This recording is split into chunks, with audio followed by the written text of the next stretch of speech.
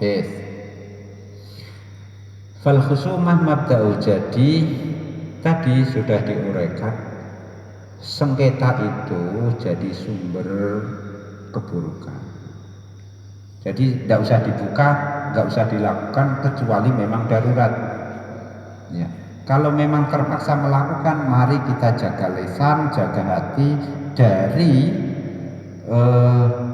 potensi khusumah, dari khusumah yang menggiring tadi 5 perkara itu. Dan meskipun itu sulit, wala tudammu khusumatuhu illa annahu kana mustaghniyan an sunnah.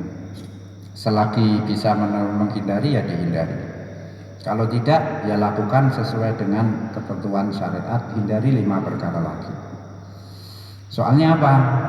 Ini masih aja Imam Ghazali masih dorong dihindari ini. Naam, iya boleh tidak berdosa, tapi kan begini. Sudah dibingani wala yakunu asimat masih dikasih naam. Naam itu kan apa istilahnya? Idrok. Jadi apa? Naam itu untuk membantah supaya tidak disimpulkan salah, dikasih naam gitu. Memang tidak berdosa, tapi paling tidak orang kalau bersengketa, orang kalau bantah atau mendekat orang lain itu kehilangan ucapan kata-kata yang baik, kata-kata yang lemah lembut. Padahal kata-kata yang baik lemah lembut itu mendatangkan pahala. Tuh. Setidaknya paling minimal kata-kata yang baik yang lemah lembut itu kita menunjukkan kecocokan dengan orang lain, ya, tidak kasar.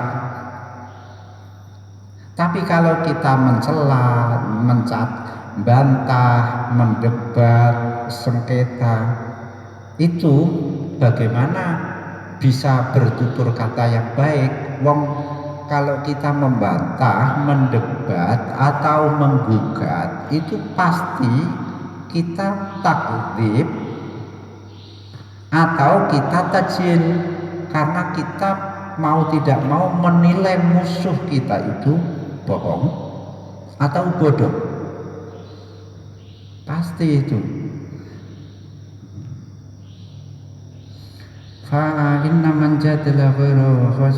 Soalnya kalau kita mendebat orang lain, kita mesti ngarani dia bodoh. Kita menggugat orang lain berarti ngarani dia bohong.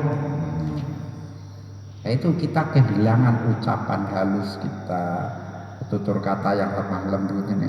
Padahal yumkin hukmul kalam, kamu bisa masuk surga hanya dengan ucapan yang baik dan memberi makan. Itu. Ini berarti kita menghilangkan potensi untuk masuk surga melalui ucapan kita sendiri. Ucapan yang baik itu penting, yang halus, bahkan nah ini, siapapun, kata Ibnu Abbas, siapapun orang yang mengucapkan salam kepada saya, assalamualaikum, pasti saya jawab assalamualaikum juga, meskipun orangnya majusi. Coba. Bahkan kalau saja Fir'aun berkata lemah lembut pada saya, mengaku saya juga lemah lembut pada Fir'aun. Ini nemokno apik iki. Ya, Ibnu Abbas, law sallama alaika ya wa in kana majusiyah.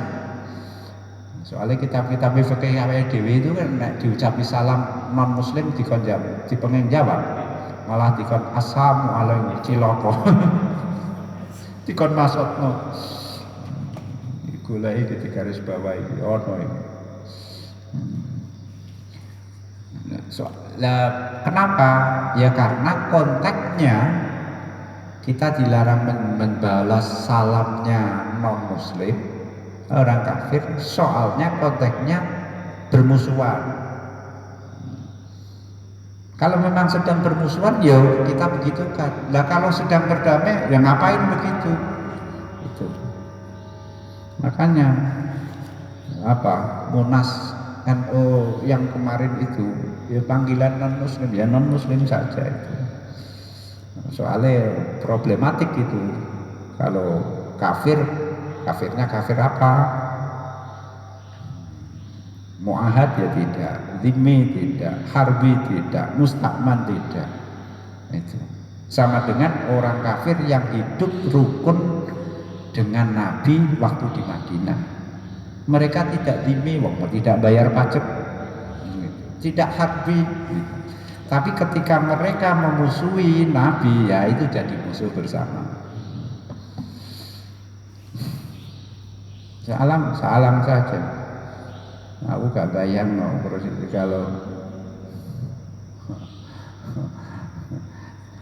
ya, sudah konteksnya berbeda. Jadi tidak hanya cukup dilihat siapa mengucapkan salam, siapa yang menjawab salam saat itu, tapi di konteks sosialnya, bahkan apa, tidak hanya konteks sosial budaya, tapi negaranya juga. Ibnu Abbas saja ini, padahal cara Ibnu Abbas ini masih dalam konteks ada permusuhan gitu. Nabi Isa apalagi, Nabi Isa itu marra bihi khinzirun murra bisalamin. Jadi Nabi Musa, Nabi Isa bersama sahabatnya jalan lewat sama ketemu babi celeng. Nabi Musa masih bilang ya uluk salam gitu kepada teman-temannya, dibantah lala nopo babi dulu salam. Maksudnya supaya kita itu tidak terbiasa mengucapkan yang buru-buru. Kata Nabi, al kalimatu thayyibah shadaqah, ucapan yang baik itu sedekah. Di hadis lain, kamu hindari neraka dengan cara bersedekah, meskipun hanya dengan sesigar separuh kurma. Kurma itu cilik, disigar sedekah, supaya kamu tidak masuk neraka. Kok masih tidak mendapatkan materi, benda material seminim itu? Ya sudah, sedekahlah dengan ucapan yang baik. Nek ana wong nariki urunan badhe nyuwun sedekah Pak gitu. Nggih. Terus eling hadis iki, kalimatin thayyibatin. Ya matur nuwun, aku mbok anggap wong sugih. Ya wis tak anggap iki kowe menghormati aku. Ya wis matur nuwun ya wis ngono ae. Kan aku balesi kalimatin thayyibatin iki sedekah. Wis ngono ae, wis tak sedekahi sampe. Mulai ya. Terus piye? Terus mulai liya dina maraneh golek dalil. Dalil lewat dalil. Jadi kebaikan itu mudah ringan kok. Apa?